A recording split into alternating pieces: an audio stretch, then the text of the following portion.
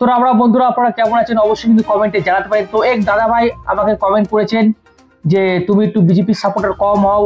তো আমি বলি সেই দাদা ভাইকে থ্যাংক ইউ এই কমেন্টটি করার জন্য। দেখুন আমি কোনো কাউর সাপোর্টার নয়, না বিজেপির সাপোর্টার, না তৃণমূলের সাপোর্টার, কোনো পার্টিরই সাপোর্টার নয়। যেটা সত্য সেটাই আমি সবসময় তুলে ধরার চেষ্টা করি আমার ভিডিওর মাধ্যমে। তো সেখানে যদি কোনো সময় মনে হয় যে আমি এনার সাপোর্টার বা এই দলের সাপোর্টার তো আমি দুঃখিত।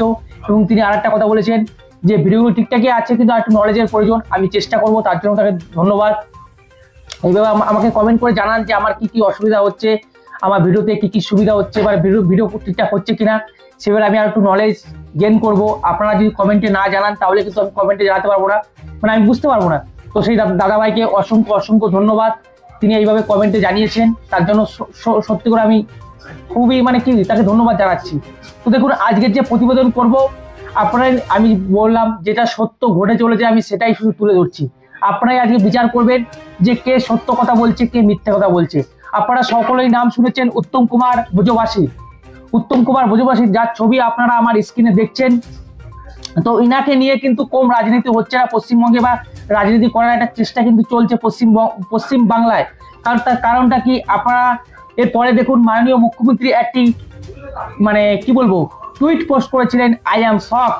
তিনি কি লিখেছেন ওইখানে যে এনআরসি করতে চাইছেন আসামের মুখ্যমন্ত্রী, পশ্চিম বাংলায় বিজেপি ঘুরিয়ে আর যে এনআরসি করতে চাইছেন সেটা তিনি পরিষ্কার পরিচ্ছন্নভাবে বলতে চাইছেন, এবং একটা জল ঘোলা করতে চাইছেন 2026 সালের আগে, যদি 2026-এ ভোট তার আগে একটা জল ঘোলা করতে চাইছেন পশ্চিমবঙ্গের রাজনীতিতে। সেটা নিয়ে কিন্তু আর সেই তথ্যটাই কিন্তু মিডিয়া, আমাদের যে মিডিয়া আছে সেই মিডিয়া ভালো করে দেখাচ্ছেন। দেখুন কিভাবে এনআরসি উল্টো ঘুরপুতে চালানো হচ্ছে, এনআরসি কিভাবে ঘুরপুতে চালানো হচ্ছে এই ব্যক্তিকে কেন্দ্র করে কিন্তু বলা হচ্ছিল, এবং এই ব্যক্তিকেও কিন্তু কেন্দ্র করে ব্যক্তিটিও কিন্তু বলেছেন। কিন্তু আজকে যে জিনিসটা আমি দেখাবো, আসামের মুখ্যমন্ত্রী তিনি এই ব্যাপারে মুখ খুলেছেন। তিনি কি বললেন, আসামের মুখ্যমন্ত্রী খুদ কি বললেন, হিমন্ত বিশ্ব শর্মা, সেটা আপনারা একটু শুনে নিন।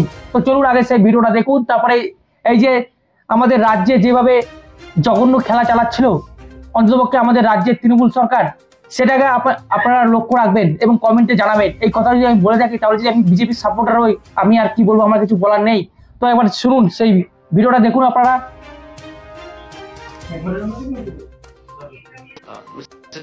আপনারা এখন সেই ভিডিওটা দেখতে পাচ্ছেন আমার স্ক্রিন, মন দিয়ে শুনবেন।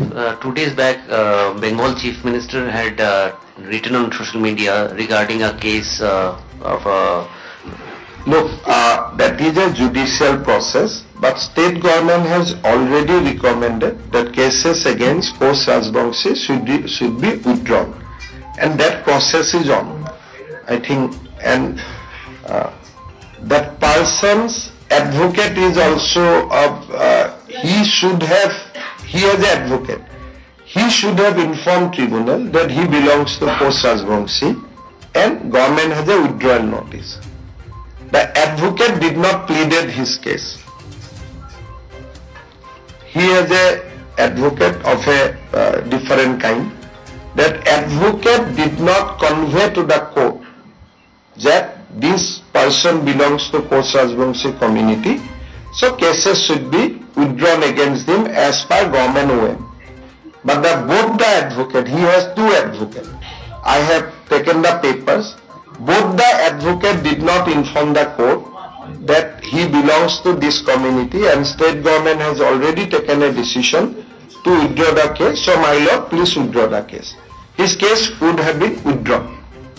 So that process he has not done, although he has an advocate. And he is not a citizen of Bengal, he was a citizen of Assam. He is temporarily, he was a citizen of Rihabari, now he has gone to Bengal.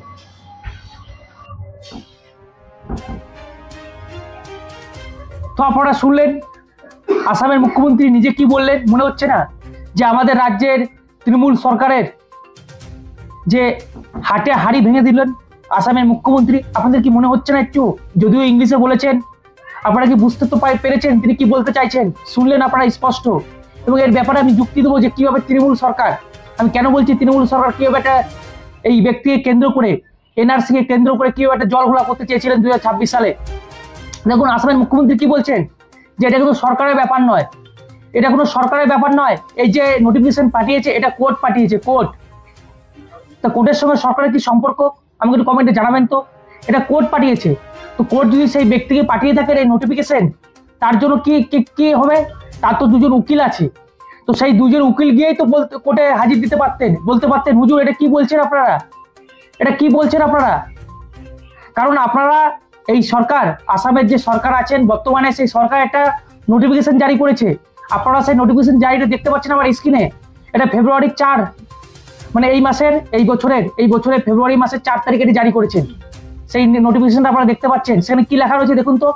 সেখানে স্পষ্ট লেখা রয়েছে যে রাজবংশী যে সম্প্রদায় আছে, সেই সম্প্রদায়ের উপর যে এলিগেশন লেগেছিল আসামের ক্ষেত্রে, যে অনুপ্রবেশকারী, সেই সমস্ত মামলা কিন্তু উইথড্র করে নেওয়া হচ্ছে, সেই সমস্ত মামলা উইথড্র করে নেওয়া হচ্ছে। তাহলে তাদের ব্যাপারে তাদের উপর কোনো কেস নেই। আপনারা সেটা দেখতে পাচ্ছেন কিন্তু সেই নোটিফিকেশন। তো এই নোটিফিকেশন নিয়ে যদি এই ব্যক্তির, উত্তম কুমার যিনি ব্রজবাসী, তার উকিল যদি যেতেন যে হুজুর এই দেখুন নোটিফিকেশন, এখানে তো লেখা রয়েছে যে যারা রাজবংশী তাদের উপর থেকে কেস উইথড্র হয়ে গেছে, 2 মিনিটেই মামলা কিন্তু খারিজ হয়ে যেত, 2 মিনিটেই কিন্তু মিটে যেত। কিন্তু সেটা তিনি করলেন না। সেটাকে কার্যত তৃণমূল সরকার বড় করে দেখিয়ে তাকে মুখ থেকে বলিয়ে নেওয়া হলো যে হ্যাঁ ঘুরপথে এনআরসি করছে আসাম থেকে, ঘুরপথে এনআরসি করছে আসাম থেকে। ভেবে দেখুন। আর এই যে জিনিসটা এসছে, এই যে নোটিফিকেশনটা এসছে, তার কাছে যে জিনিসটা গেছে চিঠি, সেটা পাঠিয়েছেন আসামের কোর্ট পাঠিয়েছেন। তো আসামের কোর্ট যদি পাঠিয়ে দেখেন, সেখানে আসাম সরকার কি করতে পারে আমাকে একটু কমেন্টে জানান তো। সেখানে আসাম সরকার কি করতে পারে? সেখানে তো একটি করার কথা ছিল এই উত্তম বাবুর যিনি উকিল আছেন, দুজন উকিল, তিনি গিয়ে যদি বলতেন কোর্টে গিয়ে, তাহলে তো সমস্ত সমস্যা মিটে যেত। কিন্তু সেটা তো তৃণমূল সরকার করলেন না। সেটাকে জলঘোলা করলেন। কিন্তু আজকে দেখুন আসামের মুখ্যমন্ত্রী পুরোপুরি হাটে হাড়ি ভেঙে দিলেন পুরোপুরি। এবং সেই নোটিফিকেশনটা আপনারা দেখতে পাচ্ছেন, যেখানে আসামের এই সরকার, আসামের যিনি এখন সরকারে আছেন, সেই সরকার এই জিনিসটা জারি করেছেন। সেটা নোটিফিকেশনটা আপনি দেখালাম, সেটা আরেকবার দেখে নিন যে কোনো রাজবংশী উপর যে এলিগেশন লেগেছিল, সেই সমস্ত এলিগেশন পুরোপুরি খারিজ করা হয়েছে। এবার আপনাদের মনে প্রশ্ন হতেই পারে, তাহলে এখন কেন নোটিফিকেশন গেল? প্রশ্ন তো উঠতেই পারে আপনাদের মনে। তো আমি একটু বলে দিই, আপনারা সকলেই জানেন এনআরসি নিয়ে কিন্তু অনেকদিন আগেই আসামে চলছিল এনআরসি, আপনারা সকলেই জানেন। তো সেই এই এনআরসি চলাকালীন এই যে নোটিফিকেশন গেছে, এটা হচ্ছে কোর্টে একটা কেস পেন্ডিং ছিল। এই উত্তম কুমার ব্রজবাসী এনার কেস কিন্তু পেন্ডিং ছিল, তার জন্যই কিন্তু গেছে তার কাছে এই নোটিফিকেশন। কেসটা পেন্ডিং ছিল বলেই গেছে। কিন্তু তিনি তো জানতেন, তিনি যদি দেখাতেন যে হুজুর এই দেখুন আসামের সরকার এটি জারি করেছেন যে যারা ব্রজবাসী আছে বা যারা রাজবংশী আছে তাদের উপর কোনো এলিগেশন মানে আর লাগানো যাবে না, সেই কেসটা কিন্তু খারিজ করা হয়েছে এবং সেই আইনটা কিন্তু পাস করা হয়েছে, সেই নোটিফিকেশন আমরা দেখতে পাচ্ছেন, তাহলে 2 মিনিটে কেস কিন্তু মিটে যেত। কিন্তু মাননীয় মুখ্যমন্ত্রী তিনি তা করলেন না। তিনি কি পোস্ট করলেন? I am shocked. দেখতে পাচ্ছেন সেই পোস্ট আপনারা দেখতে পাচ্ছেন। এবং আজকে আসামের মুখ্যমন্ত্রী দায়িত্ব নিয়ে বললেন যে এটা তো কোর্ট পাঠিয়েছে, কারণ কোর্টে এটা পেন্ডিং কেস ছিল, সেই কোর্ট হিসেবে পাঠিয়েছে। তো সেখানে তো উকিল আসার কথা ছিল, উকিল এসে কোর্টে দেখাতেন সেই নোটিফিকেশন, যে এই যে দেখুন যে নোটিফিকেশন বের করেছেন এই রাজ্য সরকার আসামের, যে যত রাজবংশী আছে তাদের উপর থেকে সমস্ত এলিগেশন হাটিয়ে নেওয়া হলো ফেব্রুয়ারি 4 তারিখে এটা করা হয়েছে এই বছরে। সেটা দেখালেই তো মিটে যেত, কিন্তু সেটা তো তিনি করলেন না। এরপর আপনারাই বিচার করে দেখুন। এমনকি এই যে উত্তম কুমার ব্রজবাসী, ইনার সঙ্গে যে দুজন উকিল আছে, তারাও কিন্তু এই চক্রান্তে জড়িত, তারাও জানতেন, তারাও কিন্তু এই চক্রান্তে জড়িত। এবং তৃণমূল সরকার তো আছেই, নাহলে কি করে হলো জিনিসটা? এই যে এনআরসি ঘুরপথ হচ্ছে, এনআরসি নিয়ে যে একটা জলঘোলা করার চেষ্টা চালাচ্ছিল তৃণমূল সরকার, সেটাই আমি বলছি ফ্যাক্ট তুলে। এরপরে যদি আপনারা বলে থাকেন যে আমি বিজেপির সাপোর্টার, তো আমার কিছু বলার নেই, কিন্তু যেটা ফ্যাক্ট সেটা আমি তুলে ধরছি আপনাদের সামনে। এনাকে যখন বারবার জিজ্ঞেস করা হয়েছিল, ওই আপনারা ছবিটা দেখতে পাচ্ছেন, উত্তম কুমার ব্রজবাসী, যে আসামে কোনদিন গিয়েছিলেন আপনারা, তিনি কি বলেছেন? তিনি বলেছেন আসাম কোনদিন যাওয়া তো দূরের কথা, কোনদিন আসাম আমি দেখিনি, পুরোপুরি ডাহা মিথ্যা কথা বলেছেন। সেটাও বললেন আসামের মুখ্যমন্ত্রী। তিনি কি বললেন? একটা জায়গার নাম করলেন, কি নাম করলেন?